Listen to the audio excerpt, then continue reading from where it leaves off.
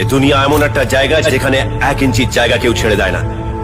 এখানে নিজের পায়ের তলা মাটি নিজেকেই শক্ত করতে হয়, নিজের স্বপ্ন নিজেকেই পূরণ করতে হয়।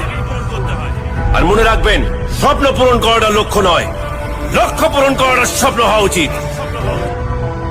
লাখ লাখ মানুষের ভিড়ের মধ্যে দাঁড়িয়ে দোষ ধরতে সবাই পারে, কিন্তু উল্টো দিকে দাঁড়িয়ে সত্যের জন্য লড়াই করতে সবাই পারে না।